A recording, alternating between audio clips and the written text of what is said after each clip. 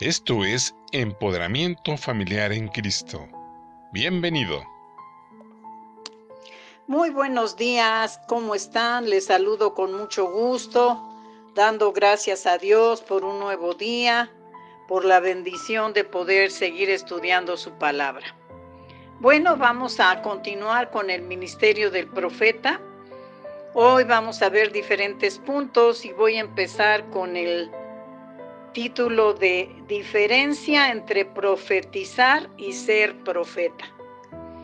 Bueno, aquí hay siempre una confusión porque cuando tú recibes una palabra, tú crees que pues esa persona es profeta, pero no lo es porque en el momento Dios la está usando para dar nada más ese mensaje.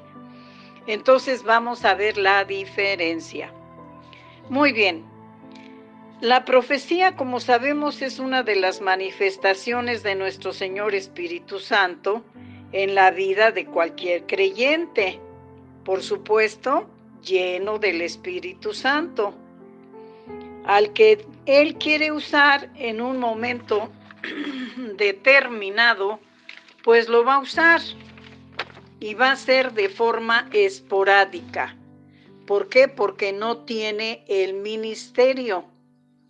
Por lo tanto, esa persona puede dar esa palabra de profecía, pero no es permanente su ministerio porque no tiene el ministerio, valga la redundancia, del profeta, sino que en ese momento al Señor Espíritu Santo le plació usar a esa persona para dar el mensaje que tiene para una persona, un grupo, una iglesia. Entonces, esa es la diferencia, en primer lugar, de la persona que profetiza esporádicamente.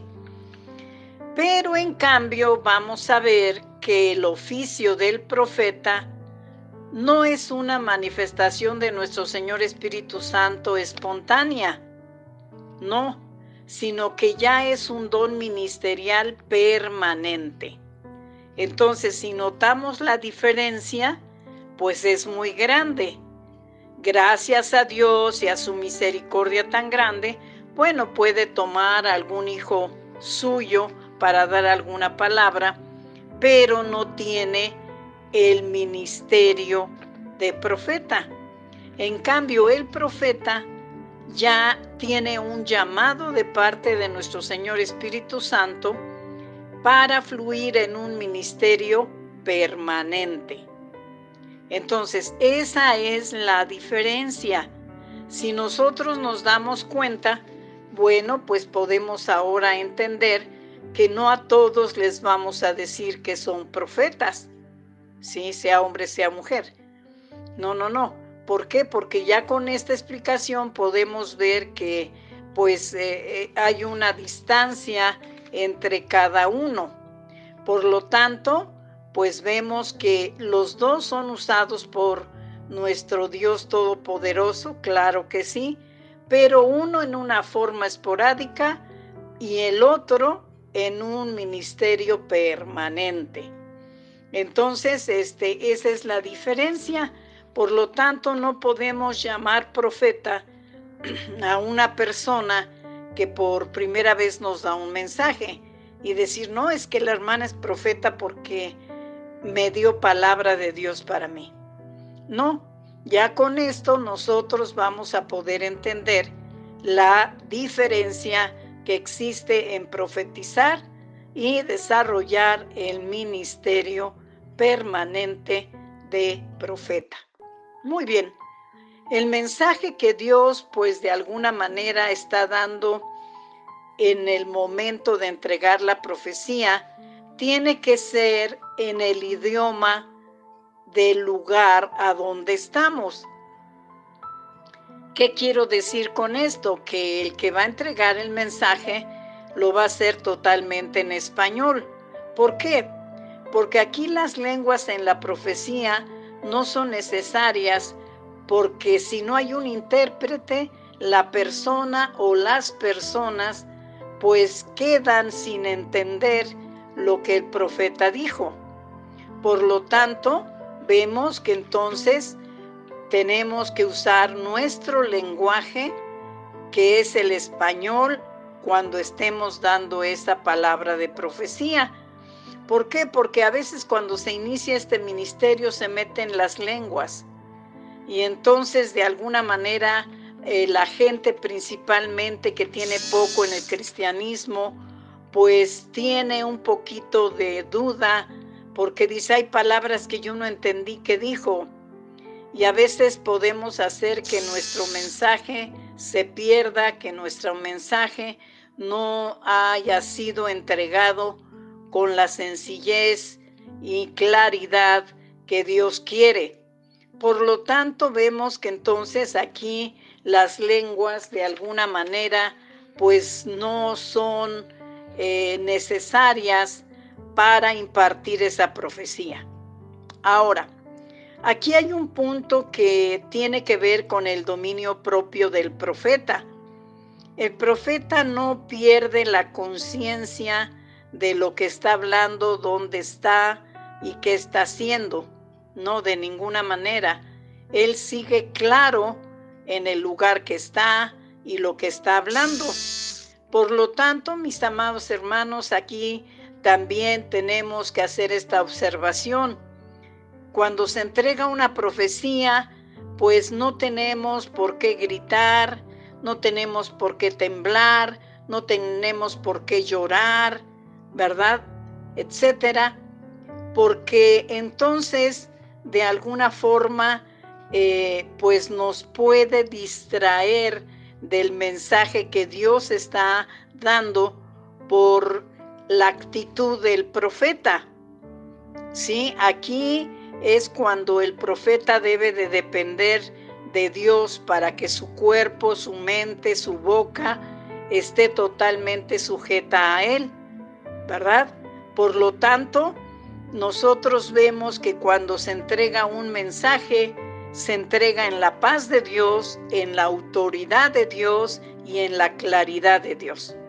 Por lo tanto, los puntos que les compartí no tienen absolutamente nada que ver. Si todavía el profeta no tiene dominio de su carne y todavía tiembla y todavía grita y todavía llora, pues yo creo que aquí sería bueno meterse en un tiempo de ayuno y oración con Dios para que Dios tome el control de su carne, ¿verdad? Y podamos fluir en el orden de Dios. Muy bien. Entonces, si Dios es un Dios de orden, pues nos pide a sus hijos que podamos también ser hijos de orden. Por lo tanto, el profeta debe de tener un orden al entregar la profecía. ¿Por qué? Porque a veces la emoción o no sé qué le pase a algunas personas que profetizan, pues se ponen a llorar y luego ni entiendes lo que está diciendo.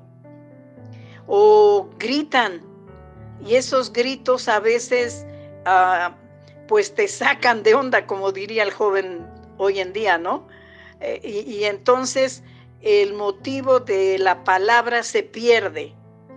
Entonces tenemos que ser disciplinados y tenemos que fluir en el orden perfecto de Dios. ¿Sí, hermanos? Porque si nosotros leemos 1 Corintios 14:32, dice que los espíritus de los profetas están sujetos, no es algo que salga y que no tenga control. Entonces esta cita está avalando lo que les estoy compartiendo. Vamos a ver otro punto y vamos a ver que en las reuniones de la iglesia, en 1 Corintios 14:29, pues nos habla de que pueden profetizar 2 o 3 personas en el mismo culto, pero nos hace aclaraciones aquí, ¿verdad?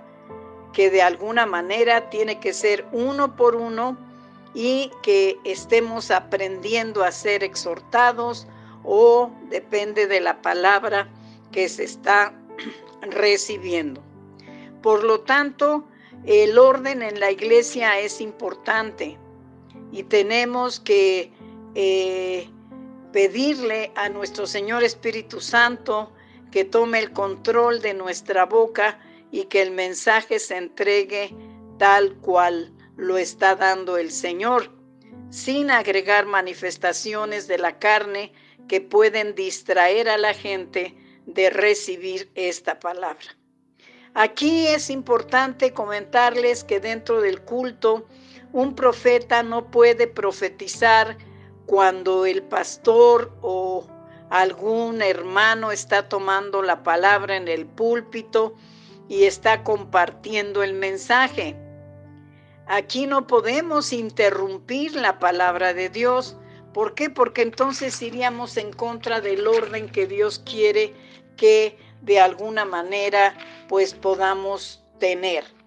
Así es que es importante que el profeta recuerde que si en el momento en que está el mensaje, el sermón, recibe una palabra de parte de Dios, no tiene que levantarse e interrumpir el mensaje, sino que tiene que guardar ese mensaje y terminando el mensaje, entonces dar la palabra que recibió de parte del Todopoderoso. Espero que me esté dando a entender con estos puntos. Son cosas que pues a veces los que ya estamos un poquito crecidos, pues lo entendemos muy bien, pero habrá otros que apenas empiezan a crecer o personas que llegan a la congregación sin ser cristianos y entonces todo esto puede causar confusión, ¿verdad? Y de alguna manera hay personas que no regresan a las iglesias precisamente por este desorden que vieron, ¿verdad? Ven temblar a una persona, escuchan gritar a la persona, escuchan llorar a la persona y dicen, bueno, pues ¿de qué se trata esto, no? ¿A dónde me vine a meter?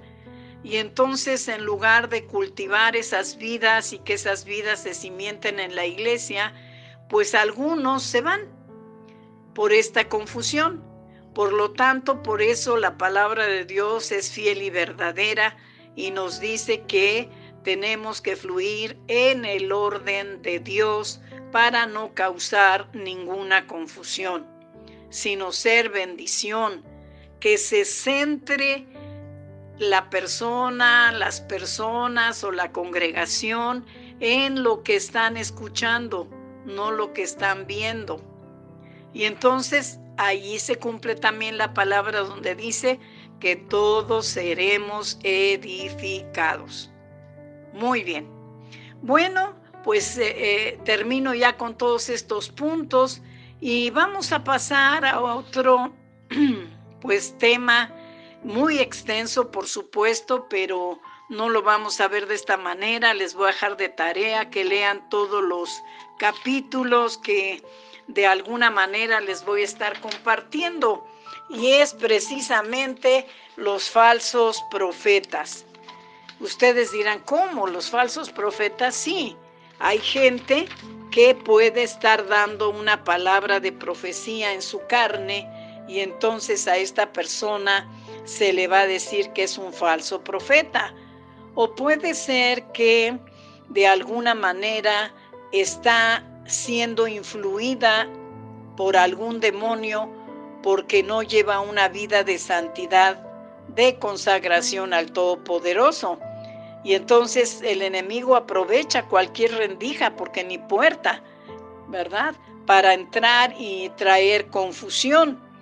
Veíamos en la clase pasada, ¿verdad?, que se puede hablar por Dios, se puede hablar por la carne y se puede hablar por algún demonio. Entonces, por eso es que dice que juzguemos la profecía y veamos el testimonio y vida de santidad en la que está la persona dando esa profecía. Si cumple estos requisitos y conocemos su ministerio, pues entonces no vamos a tener duda de recibir lo que Dios está hablando a través de esa persona. Pero si no es de buen testimonio, va de vez en cuando a la iglesia, no está comprometida realmente con Dios. Puede ser que en determinado momento el enemigo la pueda usar para dar una palabra de engaño, una palabra que Dios no ha hablado, y entonces pues esto trae mucha confusión. Esto pasaba muy seguido en el Antiguo Testamento, hermanos. Por eso las citas que yo les voy a dar y que les pido por favor que en casa puedan leerlo minuciosamente, ¿verdad? ¿Por qué? Porque yo nada más voy a tocar algunos puntos, pero es importante que ustedes puedan leer toda la cita completa que les estoy dando. Vamos a ver que en Deuteronomio, capítulo 13, del 9 al 40, que en casa me van a hacer favor de pues leerlo minuciosamente, vemos que a esos falsos profetas, ¿verdad? Dice la palabra en el versículo 5 que tenían que morir. Ahora, esta muerte no era espiritual nada más, hermanos. Esta muerte era física, ¿sí?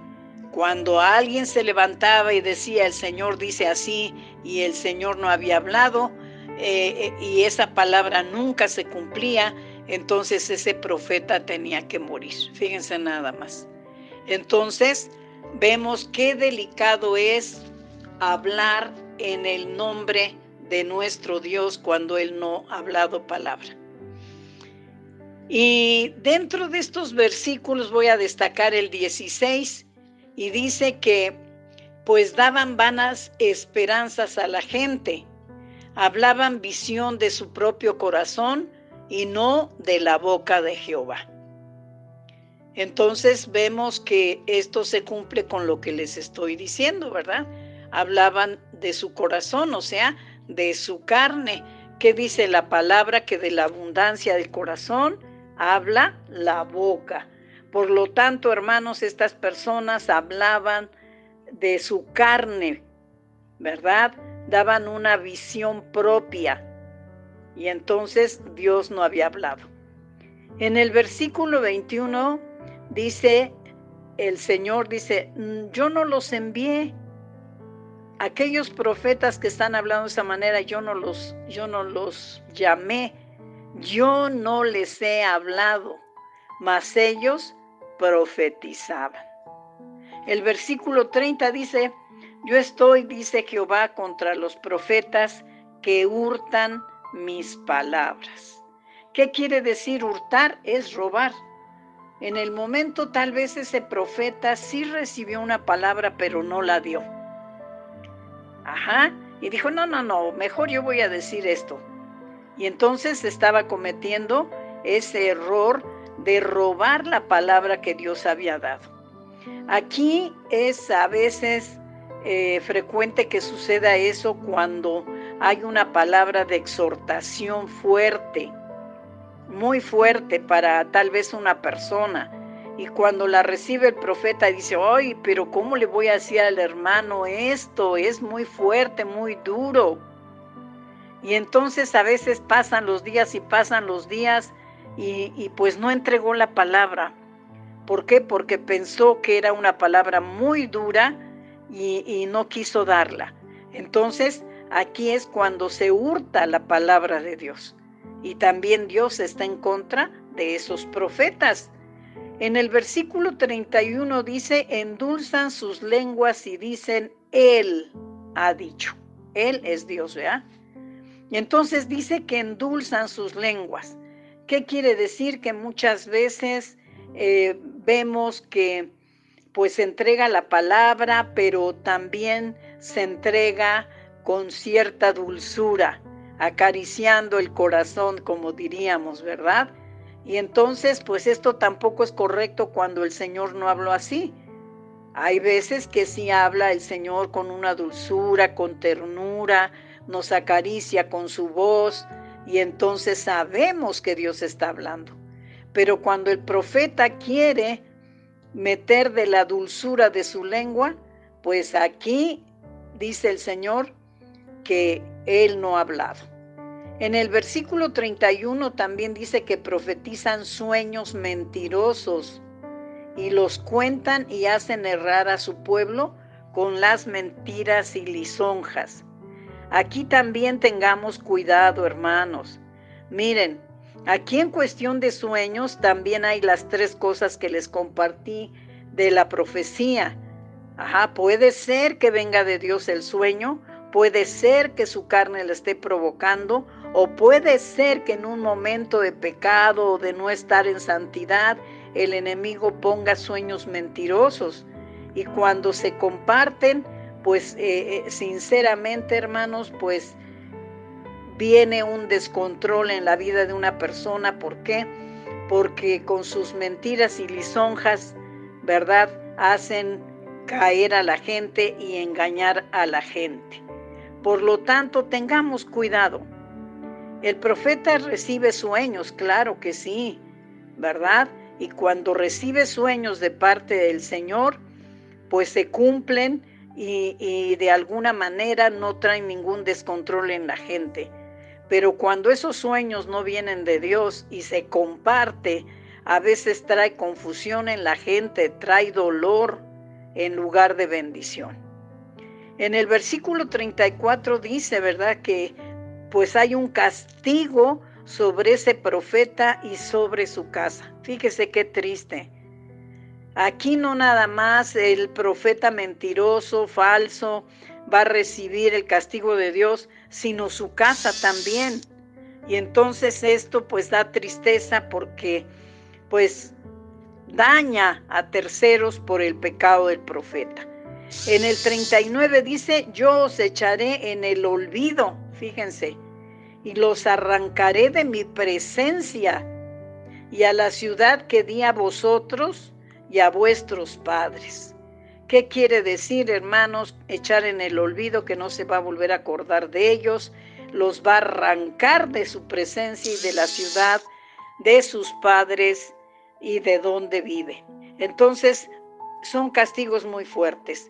Y termino con el 40, dice, pondré sobre vosotros afrenta perpetua y eterna confusión que nunca borrará el olvido.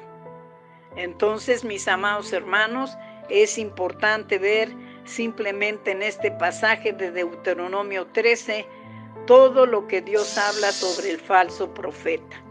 Es importante que lo tomemos en cuenta y sobre todo los que han sido llamados para este ministerio, consagrar su boca y hablar solamente lo que Dios está dando y en el momento que Dios está dando, y aunque sea una exhortación fuerte, tenemos que entregarla. Y bueno, de tarea les dejo que en casa me hagan favor de leer estas citas. Deuteronomio 18, del 19 al 22, también nos habla de los falsos profetas. Jeremías 29, 8 y 9, y Ezequiel 13, del 1 al 17. Todos estos pasajes nos hablan del falso profeta. Por eso es importante, hermanos, que podamos orar por los ministerios proféticos de la iglesia, levantarlos en oración y bendecirles para que Dios los siga usando bajo su poder y que todo lo que hablen sea de parte de Dios en el tiempo que Él está entregando la palabra y en las condiciones en que la está entregando. Si es una condición de exhortación, pues ni modo, hermanos. Se tiene que entregar porque a veces esa exhortación va a hacer que el pecador se vuelva de ese camino donde anda. Entonces, Dios respaldará siempre su palabra. Si es una llamada de atención, también se tiene que dar.